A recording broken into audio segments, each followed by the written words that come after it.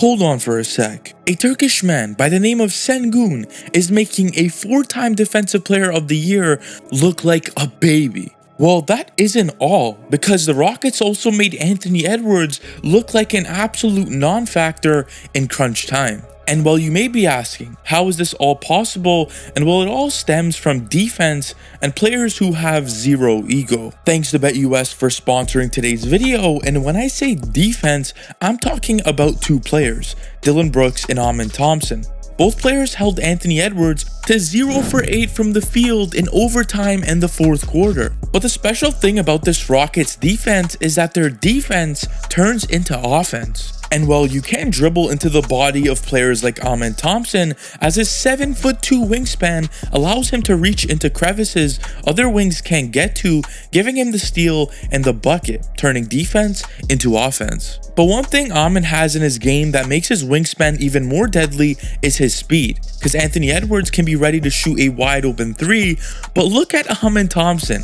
He could be this far away and still accelerate like a Ferrari and use his speed to complement his wingspan to block a high arcing 3. But it's not just Amen's defense that makes him special, it's his cutting ability too, because he could sense a double team coming from a mile away and use Sengun's gravity to cut at the rim for an easy bucket. Players like Amen are special, because they use their gift of speed and length and impact a basketball game, unlike Mr. Ben Simmons. But there's also another player that isn't as fast and doesn't have as long of a wingspan, but one thing he has is that dog in him. No, literally.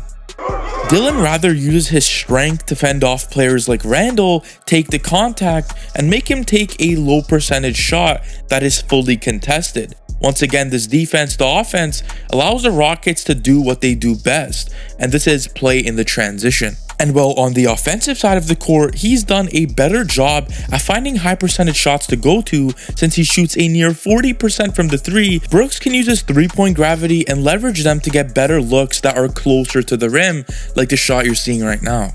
But Dillon Brooks has added another dimension in his game that players like Braun go to often, and this is the mid-range fadeaway. This is where his strength plays a factor, because he could run you into the paint, hit you with a shimmy, and that opens up more than enough room to fade away for the bucket. And like I always say, if it ain't broke, don't fix it, because he goes back to bodying the defender, and instead of hitting a shimmy, he just surprises his defender by instantly lifting up and hitting a fadeaway. These two players have been absolutely massive for this Rockets team, but there's one player on this team that is the reason why Amen and Brooks play so well. And before we look at that, shout out to BetUS, because you could go on their website and bet on the Houston Rockets to win the in-season tournament. Right now, it's a no-brainer. They're 3-0, right? They clinched their way to the playoffs. They're a young and hungry team, and all of these tell me that they're going to go ahead and win it. So I'm going to go ahead and place it. And if you want to place it too, BetUS is offering a 150% bonus on your first 3 deposits up to $2,000 with code YouTube150. And this player that unlocks this whole Rockets team is Alperen Sengun. The reason why is that he is so dominant on the offensive end that it opens up his playmaking.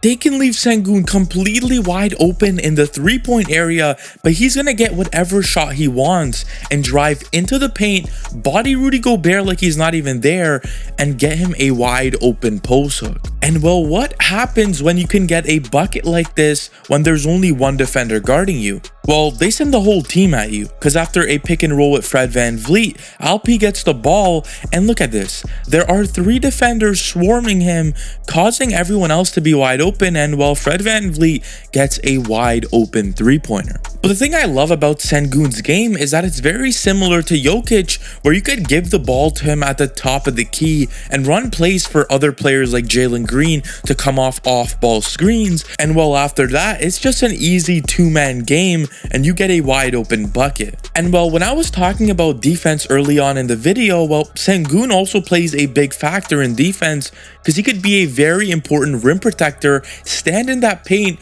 and actually negate Julius Randle's shot to turn this defense into offense. Sengun can also see that a fast player like Dillingham is attacking the paint, and well, his ability to actually move laterally is pretty special for his height, because he could adjust and get a very crazy empty block, giving another stop for the Rockets. In these past couple of games, Fred VanVleet hasn't been playing so well, but we know he's a veteran player that's gonna eventually come out of his shell and start playing great in these big moments. And what he gives for this Rockets team is a calming player.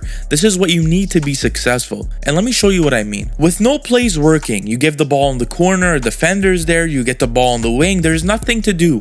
So where do you go to when there's 3 seconds left on the shot clock? That's Fred VanVleet. All he needs is one simple cross, and that gives him enough room to lift up and knock down the 3. These are the players you need on your squad when nothing is going right. And well, the Rockets brought Fred on this team to run pick and rolls with Sengun, and well, Fred's ability to navigate these screens are one of one. Because we've seen he has an ability to dump the ball off to Sengun, but he can also score off these pick and rolls. On this play, Fred VanVleet is getting a screen by Sengun, but once he's halfway through the screen, he spins the other way, giving him so much room and a nice lane to go attack at the rim and get himself a layup.